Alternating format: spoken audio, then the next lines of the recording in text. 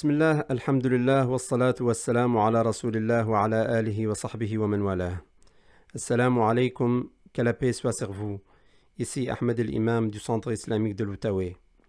Nous poursuivons notre série de podcasts Ramadan du Centre islamique de l'Outaouais, un voyage à travers ces valeurs qui sont celles de l'islam et qui sont par définition universelles.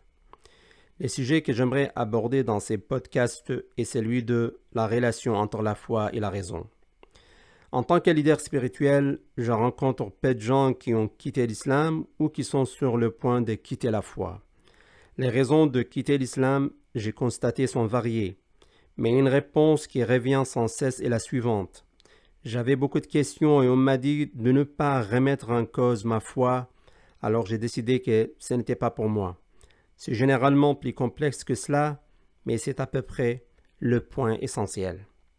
Pour moi, cela signifie que trop de musulmans qui traversent une crise de la foi sont rejetés par les membres de la famille ou même par les chefs religieux qui, en gros, leur disent que l'islam est une religion de soumission à Dieu, à prendre ou à laisser. Si l'islam doit survivre et s'épanouir au Canada et au-delà, cette attitude devra changer partout où elle existe.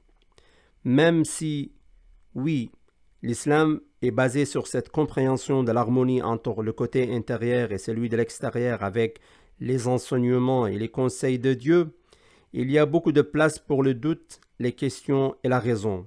Il en est ici tout simplement parce qu'il n'est pas toujours facile de connaître la réalité de Dieu et ce qu'il attend de nous. La foi aveugle ne nous est pas demandée et n'est même pas encouragée. En fait, le Coran est plein de critiques pour ceux qui croient ou font simplement des choses basées sur ce qu'ils ont appris de leurs ancêtres, sans penser ou contempler sa vérité de manière indépendante. En outre, l'une des lignes les plus souvent répétées du Coran dit que ce message est destiné à ceux qui pensent et réfléchissent profondément. Inna fi dhalika la ayatin liqawmin ya'qilun. En tout cela, il y a des signes pour un peuple qui raisonne. De même, le Coran, en de multiples endroits, loue ceux qui contemplent et utilisent leur intelligence. Inna fi dhalika la ayatin li ulil albab. Il y a en cela certes des signes pour les doués d'intelligence. Le Coran parle également des anges qui ont osé remettre en question la décision de Dieu de mettre les êtres humains sur terre en réalisant qu'ils allaient, en vertu de leur capacité à désobéir à Dieu, répandre la malice et le sang. Il y a aussi l'histoire du prophète Abraham qui est loué comme un dévot sincère de Dieu, qui reçoit le titre Khalil ar-Rahman, l'ami intime de Dieu, qui, néanmoins, demande à Dieu comment il va ressusciter et ramener à la vie ce qui est mort. وَإِذْ قَالَ إِبْرَاهِيمُ رَبِّ أَرِنِي كَيْفَ تُحْيِي الْمَوْتَى.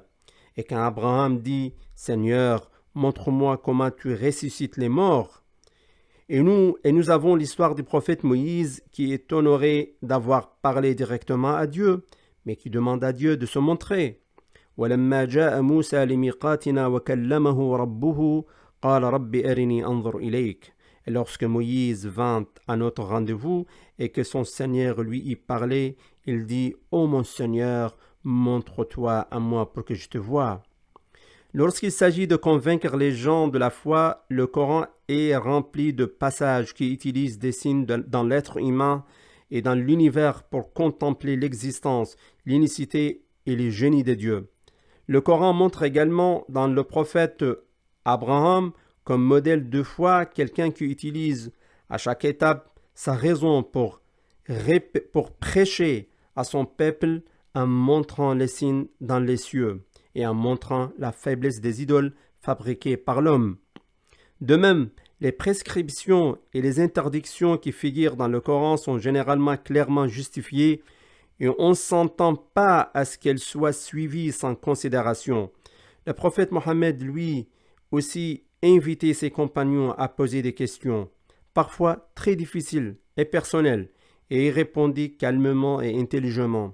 La biographie prophétique est pleine de ces exemples. Tout cela pour dire qu'en islam, le doute, les questions et les raisonnements humains ne sont pas du tout contraires à la foi.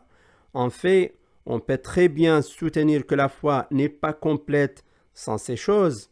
Tout cela, bien sûr, présuppose que nous soyons sincères dans notre enquête et que nous voulions que la vérité se manifeste plutôt que de satisfaire simplement notre ego. C'est pourquoi le voyage de la foi et de la raison tout au long de la vie est autant un effort spirituel qu'intellectuel.